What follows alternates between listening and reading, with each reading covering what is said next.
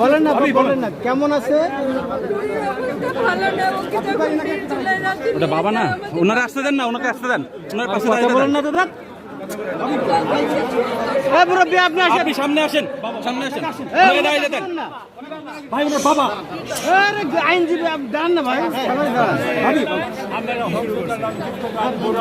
আচ্ছা আগে মুরব্বীর কথা শুনি, তারপরে আপনি কথা শুনেন। হ্যাঁ বলেন ভাই, বলেন। ভাবি বলেন। শুধু এতটুকুই বলার, আমার হাজবেন্ডকে 20 জুলাই নিয়ে যাওয়া হয় রাত্রের দিকে 3:30টার থেকে। তো তাকে সুস্থ স্বাভাবিক একটা মানুষকে নিয়ে যাওয়া হয়েছিল, 40 ঘন্টা তার উপরে মানে তার নিখোঁজ ছিল।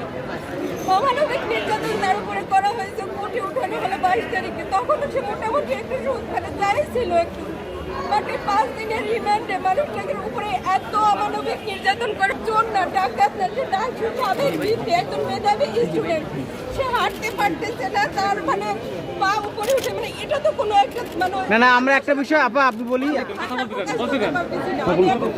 মানে কিভাবে যে বলবো এই কথাগুলো। আমার ছোট ছোট দুটো বাচ্চা, একটা 1 বছরের আর একটা 5 বছরের, ওরা শুধু শুধু ওর বাবার কথা বলে।